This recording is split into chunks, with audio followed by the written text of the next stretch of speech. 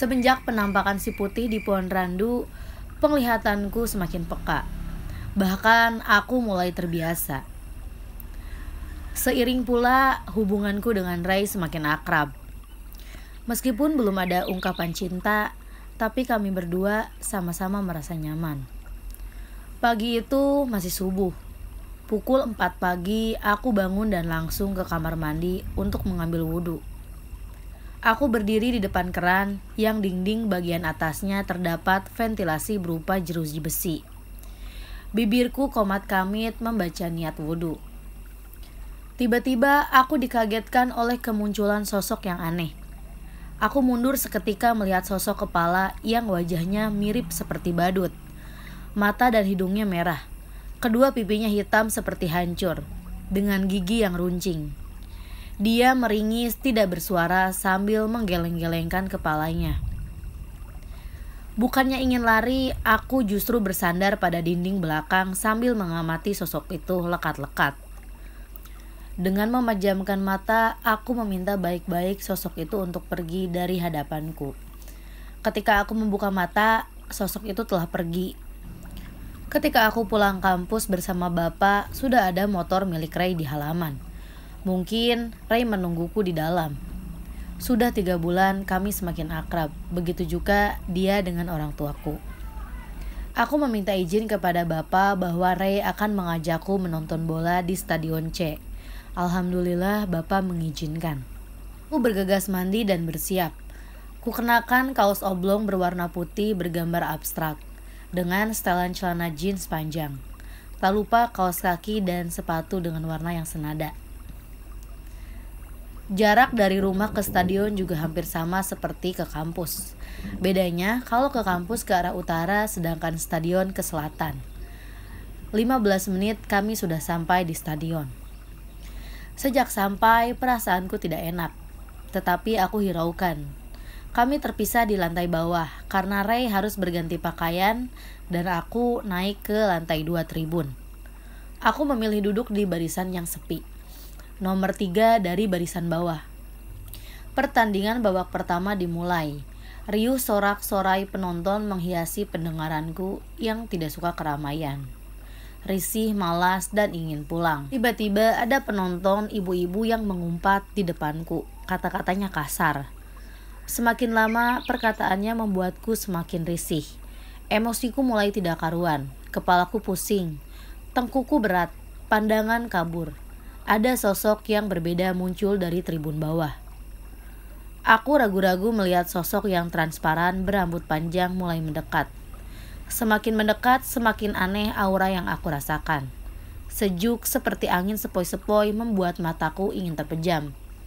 Entah berapa lama pertandingan terjadi, aku bahkan tidak peduli.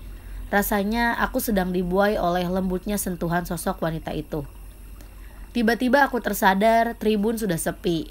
Ray datang mendekat dan mengajakku pulang. Sepanjang perjalanan kami saling diam. Rasa ringan seperti terbang membuat aku terbuai dan tidak tersadar. Telingaku masih bisa mendengar. Aku mendengar suara Ray memanggil namaku. Tetapi aku tidak bisa mengucapkan apa-apa. Ray masih berteriak menyebutkan namaku. Aku masih bisa mendengarnya. Tetapi aku benar-benar tidak bisa lagi melihat dia di sekitarku. Aku merasa sedang berada di dunia lain.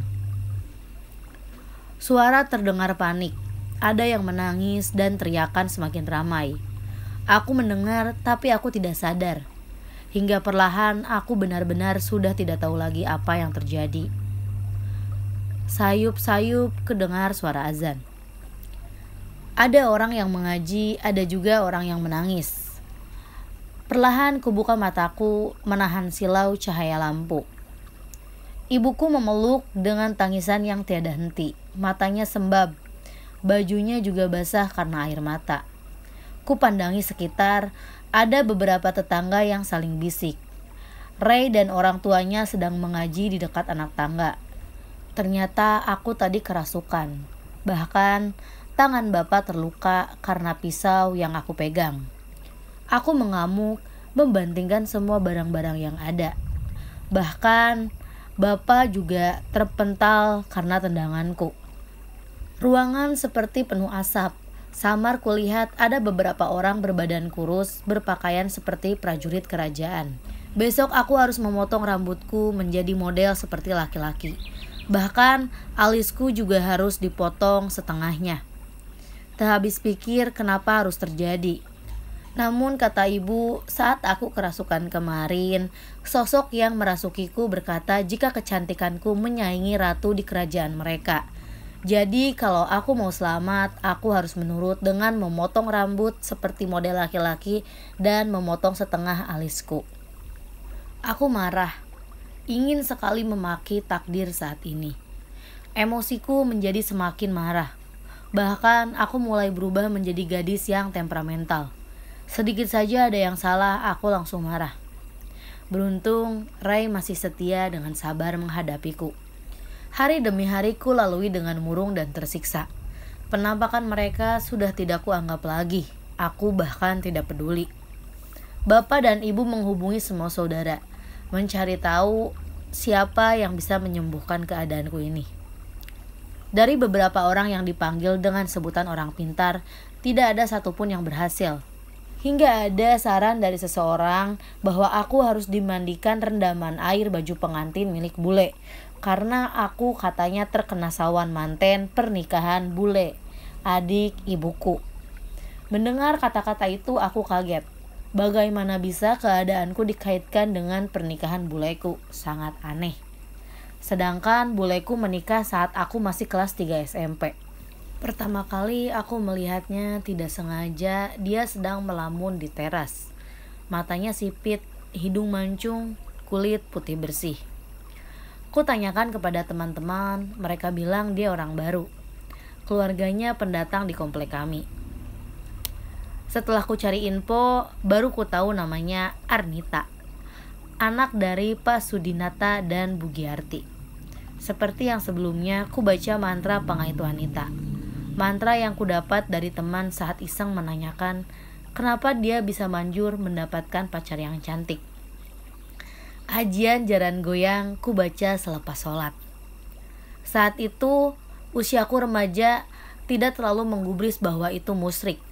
Satu hal yang pasti adalah untuk mendapatkan garis pujaanku, aku harus membaca ajian jaran goyang. Dia datang ke warungku. Orang tuaku memang membuka usaha warung kelontongan untuk pekerjaan sampingan. Ibu sudah melangkah ke depan, tapi aku bujuk supaya aku saja yang melayani pembeli.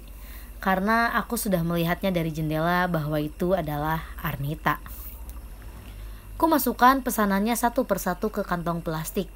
Kalkulator di atas rak menjadi mediaku untuk rencana selanjutnya. Ku minta nomor HP-nya. Dia langsung mengucapkan nomornya dengan sukarela yang kucatat di kalkulator. Tidak sia-sia mantra pemberian temanku. Tahap pertama sudah kubuktikan tanpa kesulitan. Ku ketik papan pesan untuk mengantarkannya ke kampus besok. Dan berhasil. Tes kedua lolos tanpa kesulitan juga. Segera ku telepon Aji, temanku si pemberi mantra. Ku ceritakan semuanya dari langkah awal sampai detik ini. Semua berjalan lancar tanpa ada hambatan. Hari-hari kami berjalan lancar sesuai rencana. Aku sudah berani bermain ke rumahnya. Maghrib baru saja lewat beberapa detik. Suasana di sekitar sepi tidak seperti biasanya. Ku buka telinga lebar-lebar. Itu suara anak ayam. Aku mendengarnya. Suara anak ayam yang seperti sedang kehilangan induk. Aku bertanya kepada Nita apakah dia juga mendengarnya. Ternyata dia mendengar dengan jawaban pucat pasi. Nita terlihat aneh. Dia diam saja. Aku berdiri dan mengitari halaman dari samping kanan ke samping kiri. Nita tidak memiliki ayam ataupun tidak memeliharanya. Kalaupun anak ayam kehilangan induk, harusnya masih ada suara tetap terdengar. Tetapi semakin lama semakin pelan dan menghilang. Baru kusadari Nita terlihat tegang. Dia diam sembari sesekali melihat ke atas. Wajahnya seperti orang yang baru melihat setan.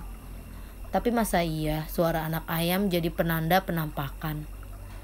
Meskipun pernah mendengar, tetapi aku tidak terlalu percaya.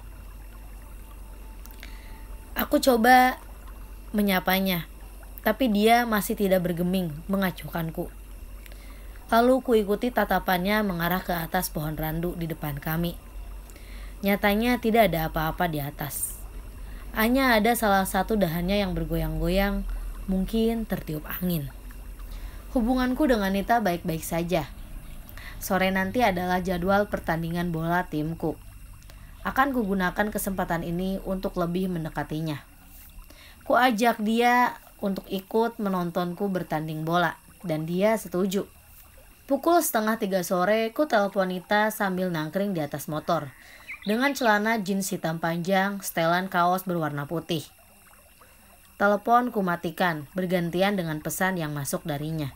Dia bilang sedang dalam perjalanan menyuruhku agar menunggunya di rumah saja. Sesampainya di rumah Arnita, aku langsung masuk tidak lupa mengucap salam. Sambil menunggu Nita pulang, aku ke kamar adiknya yang sedang sibuk mengerjakan PR. Lumayan untuk mencari bahan perhatian. Terdengar suara motor masuk halaman. Ku biarkan saja dia bersiap. Selesai membantu Udin mengerjakan PR, aku pindah ke ruang depan. Bangunan rumah orang tua Nita memang belum sempurna. Dinding depannya belum disemen. Dinding dalam juga belum dicat. Tetapi rumahnya sangat besar. Ada kamar di lantai 2. Jika diamati, rumah ini terasa singup. Karena bangunannya tinggi, luas, dan sepi. Hanya ada 4 orang yang tinggal di sini. Sebentar lagi menjadi 5. Karena ibu Arnita sedang hamil tua. Nita keluar dari kamar memakai kemeja yang panjang selutut. Motifnya kotak-kotak dengan setelan celana hitam. Hijab berwarna merah jambu membuatnya semakin terlihat cerah. Kami bergegas menuju stadion. Kami berpisah di lantai 1. Aku harus berganti baju di ruang ganti.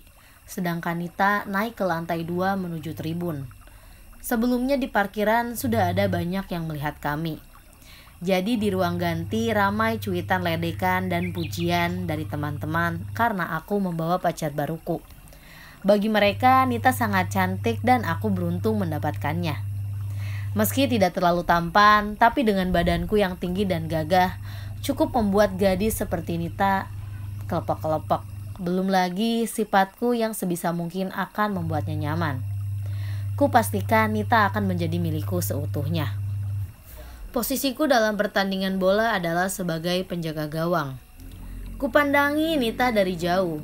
Dia duduk di tribun barisan tengah dari bawah. Pertandingan berakhir imbang. Stadion mulai sepi. Tapi Nita tidak kunjung turun. Aku langsung menyusulnya di kursi tribun. Dia hanya diam, pandangan kosong dengan tangan yang dingin. Sepanjang perjalanan kami hanya saling diam. Bahkan aku tidak berani sekedar berhenti untuk mengajaknya makan. Benar-benar hening, seperti tidak membonceng orang. Aku semakin khawatir. Kumatikan mesin motor ketika kami sampai di depan rumahnya.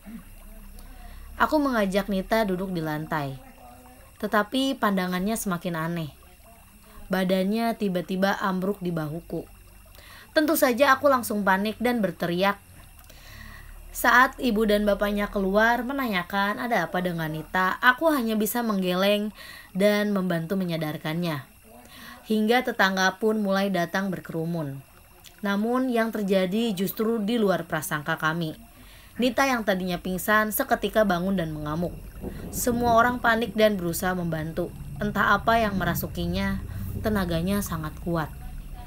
3 orang laki-laki dewasa tetangga yang memeganginya terpental seketika dihempas oleh tangan kecil Nita.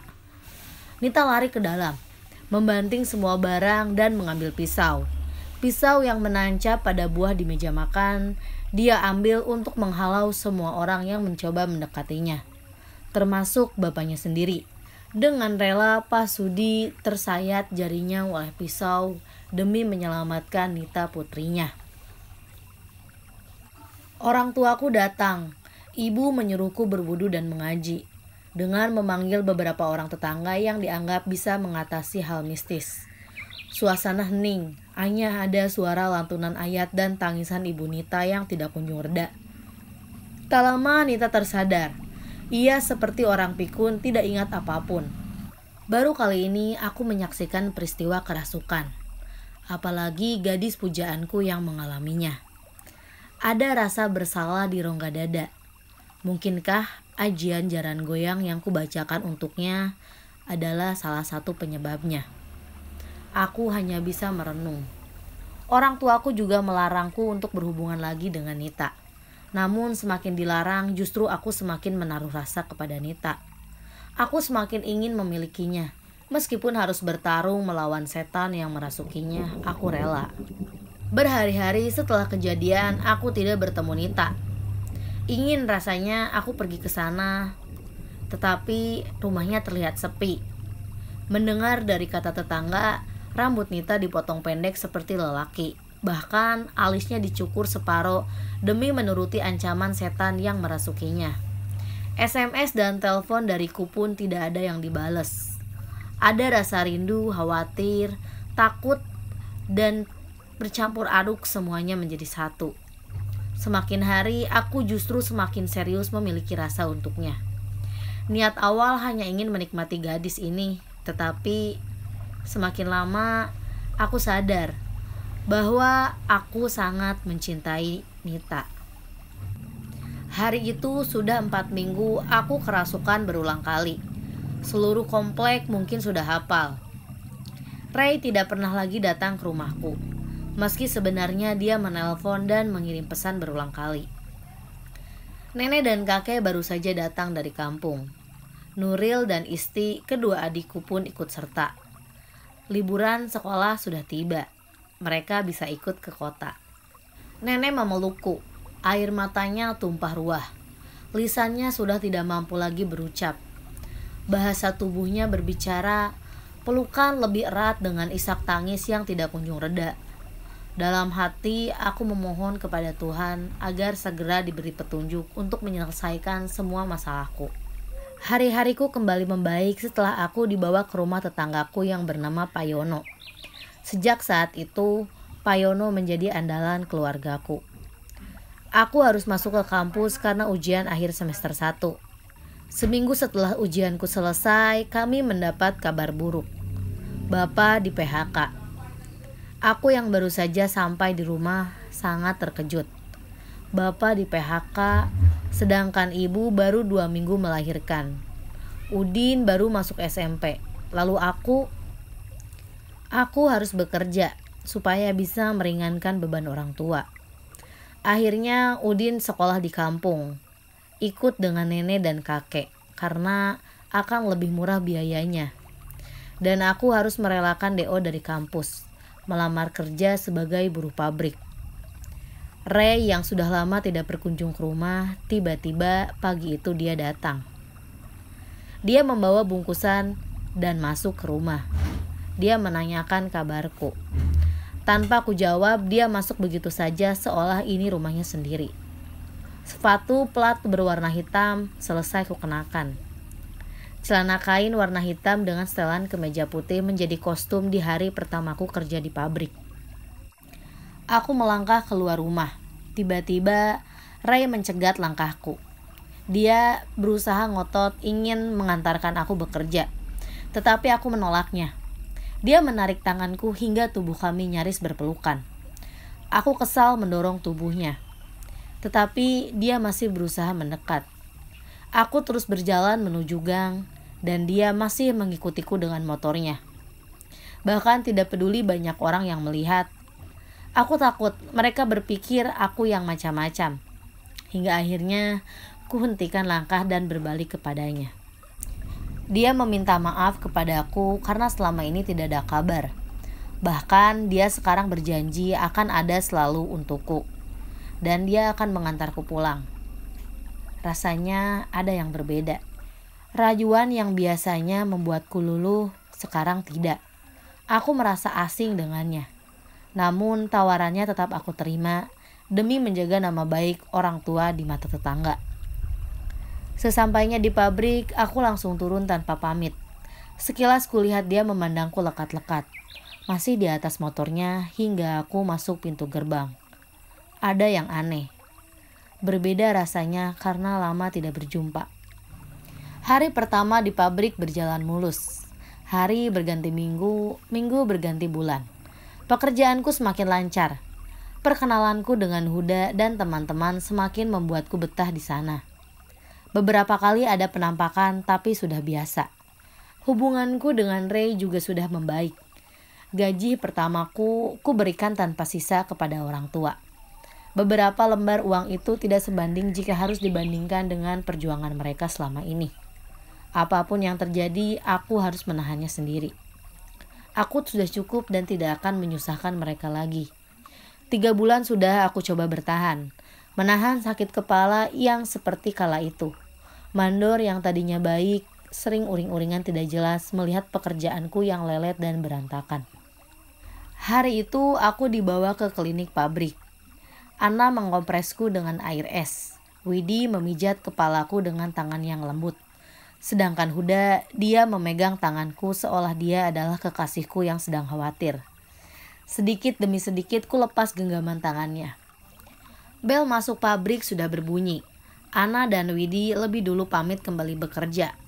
Huda masih di klinik memandangku tidak berkedip. Nita, apakah kamu tidak merasakan sesuatu saat dekat denganku? Mataku seolah terpasung. Jantung mulai berpacu tidak berirama. Aku menyukaimu. Aku ingin melamarmu, Nit. Huda kembali menggenggam jemariku dengan kedua telapak tangannya. Belum sempat ku jawab pertanyaannya, tiba-tiba Pak Anton mandorku masuk ke klinik. Ia menyuruhku pulang dan mendekat menyentuh dahiku. Tak lupa Pak Anton kembali menyuruh Huda bekerja dan aku akan diantar oleh satpam. Tinggal aku sendiri di klinik.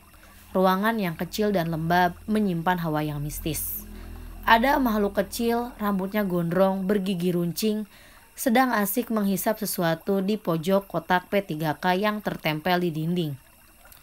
Tubuhnya dipenuhi rambut yang panjang dan gimbal, berukuran sebotol sirup. Entah dia melihatku atau tidak, karena sedari tadi dia asik menghisap sesuatu tanpa menoleh ke arahku. Sebelum ku tinggalkan klinik, aku masih penasaran dengan makhluk tadi. Saat kulirik kembali, makhluk itu kembali menatapku. Matanya melotot seperti mau copot. Aku kaget dan malah pingsan seketika. Kepalaku berat, dadaku sesak. Orang pertama yang kulihat saat membuka mata adalah Huda. Dia duduk di tepi bed sambil memandangiku. Aku sudah berada di rumah sakit. Ada perasaan yang aneh menyeruak di dalam hati, tetapi aku tidak tahu apa namanya. Detik itu juga Ray datang bersama dengan orang tuanya. Huda langsung mundur memberi tempat. Ray dengan panik menanyakan kondisiku. Aku menyalami bapak dan ibu Ray setelah mereka mendekat. Mereka membawa bingkisan dan mengobrol. Ray justru keluar. Entah apa yang dia bicarakan dengan Huda. Mereka terlihat duduk bersebelahan. Aku hanya bisa melihat tatapan sini satu sama lain melalui cerah jendela. Ada sedikit obrolan dari Ibu Ray yang nadanya sedikit menyindirku. Ibunya berkata bahwa Ray tidak mau disekolahkan ke akademi kepolisian di luar kota karena tidak mau jauh dariku. Aku hanya mengangguk dan tersenyum. Beruntung bapak datang ditemani Om Aryo saat itu juga. Mereka pamit pulang setelah berbincang, begitu juga dengan Ray. Huda mendekat, menyalami bapak dengan santun dan berpamitan pulang. Aku justru tersipu dengan kekaguman bapak kepada Huda. Memang mereka berbeda. Huda adalah pria dewasa, kalem dan sopan. Dia menghargaiku selama ini. Semalaman di rumah sakit, aku tidak bisa tidur. Bayanganku masih berputar dengan makhluk kecil itu. Saat ku ceritakan kepada Om Aryo, dia bilang itu jenglot, makhluk penghisap darah. Om Aryo mulai bercerita tentang makhluk bernama jenglot itu. Mendengar cerita Om Aryo, aku ngilu. Sedangkan aku melihat makhluk itu secara langsung dengan jarak yang dekat. Betapa menyeramkannya ketika gigi runcingnya terlihat dan matanya melotot seolah nyaris terlepas dari kelopaknya. Keesokan harinya, aku sudah pulang ke rumah. Aku dikejutkan oleh kedatangan Ray yang tiba-tiba. Sebuah kotak merah berisi cincin. Ray melamarku. Aku yang terkejut teringat pada ucapan Ibu Ray.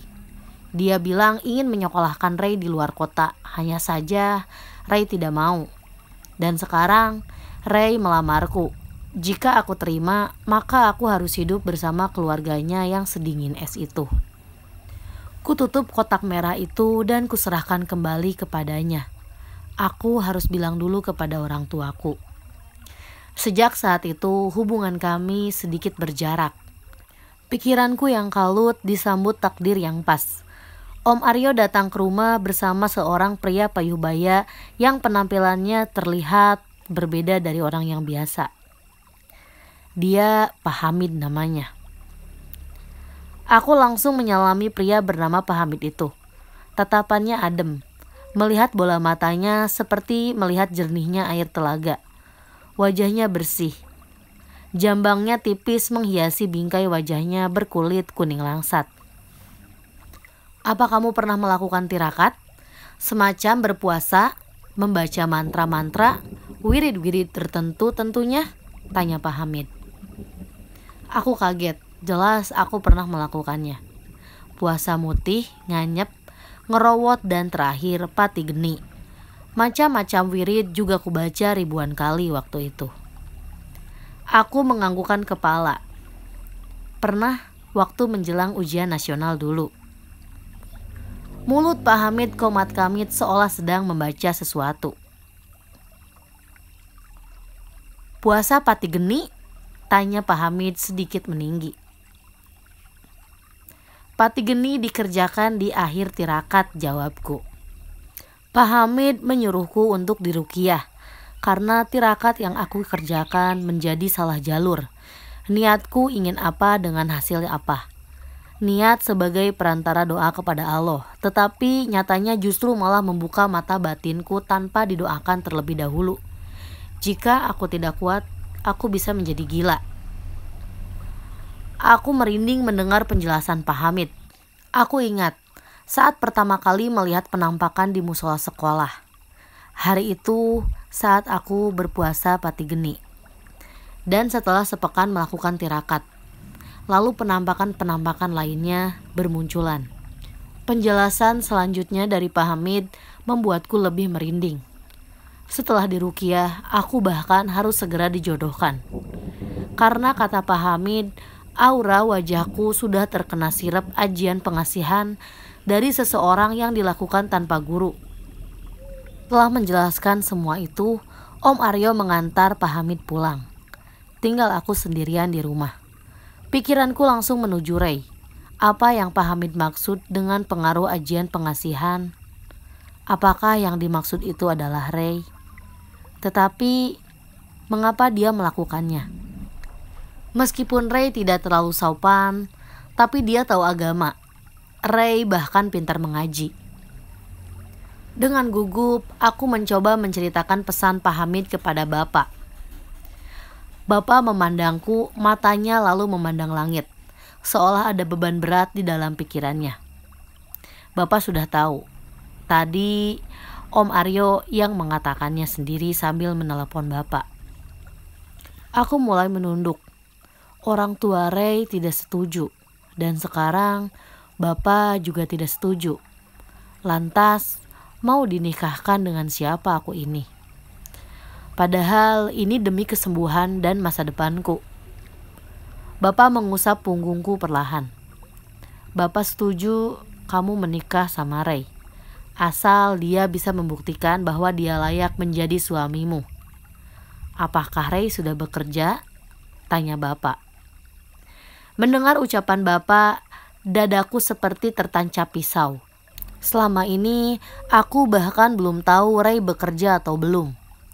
Dia datang beberapa waktu lalu ingin melamarku dengan memberi cincin. Apakah itu hasil kerjanya atau hasil uang jajan dari orang tuanya? Kepalaku mendongak menatap Bapak dengan ragu.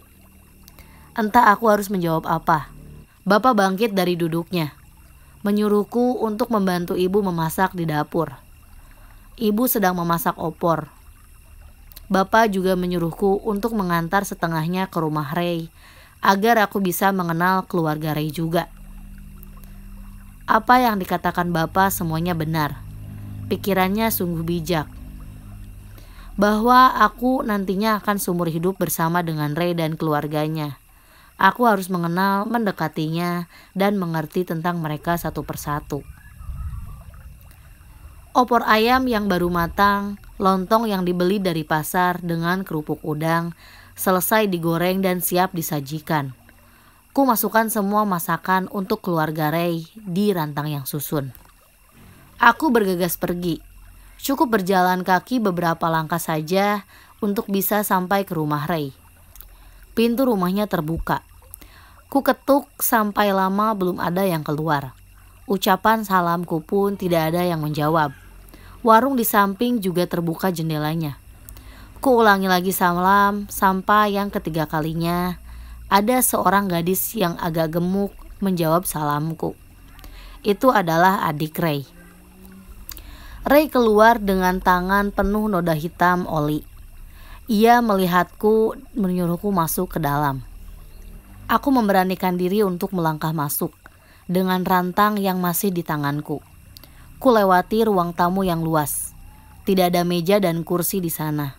Hanya ada beberapa foto keluarga yang dipajang rapi di dinding.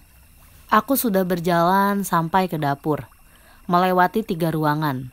Kamar depan dan 2 kamar berdampingan sejajar dengan ruang keluarga. Ibu Ray sedang memasak. Kudekati dia dan kuletakkan rantang berisi opor ayam, kerupuk, dan lontong di meja makan. Bu, ini opor dari ibu. Tadi masak banyak di rumah, ucapku sambil menunggu ekspresi tanggapannya. Oh iya, terima kasih, taruh saja di situ. Jawabnya tanpa menoleh ke arahku sedikit pun. Ada rasa sakit di dada. Tidak tahu apa namanya. Merasa dicuekin, aku lebih baik pergi. Namun baru saja mau keluar, Ray sudah menungguku di ruang tamu. Ia menarik tanganku yang seketika berhenti dan menuruti permintaannya. Dengan mata berkaca-kaca, ia masih menunggu jawaban atas lamarannya. Aku menanyakan pekerjaan Ray, karena apabila Ray mengajakku menikah, maka ia harus menanggung kehidupanku. Ray hanya tersenyum memegang jemariku. Katanya dia sudah bekerja menjadi leader di perusahaan dealer mobil. Dan Ray juga sudah membuka bisnis bengkel sendiri.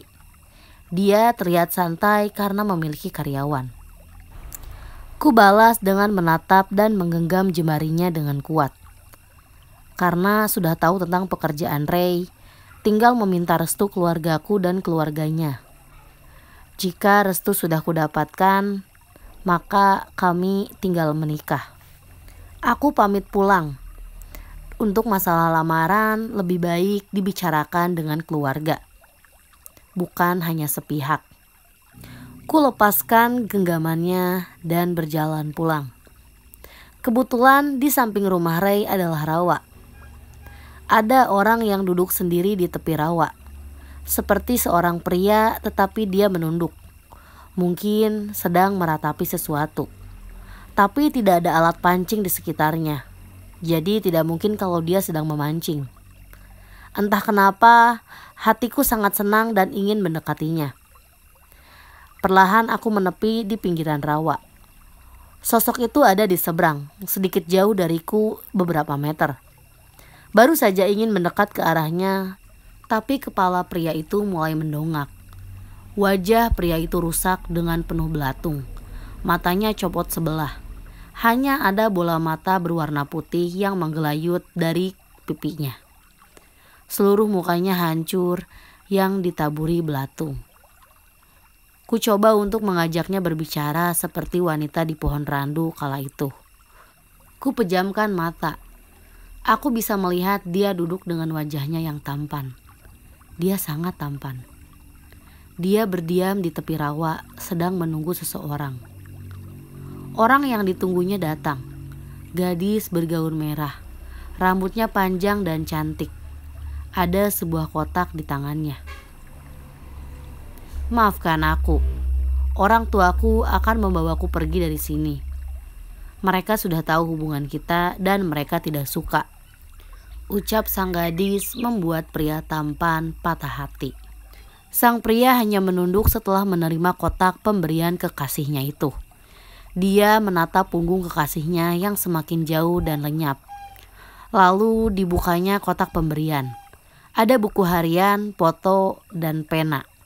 Bibirnya bergetar, seperti menahan amarah yang seharusnya dia luapkan. Diambilnya pena dari kotak, digenggamnya dengan erat.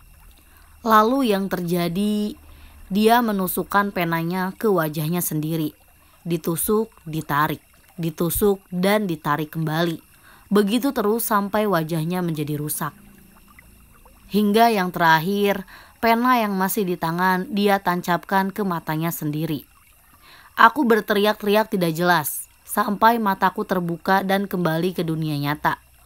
Penampakan masih jelas di sana, dengan wajah yang rusak dengan mata yang copot. Ku teruskan perjalanan pulang, melewati beberapa rumah tetangga dan lapangan. Ada beberapa sosok yang mengintip, tetapi tidak aku hiraukan.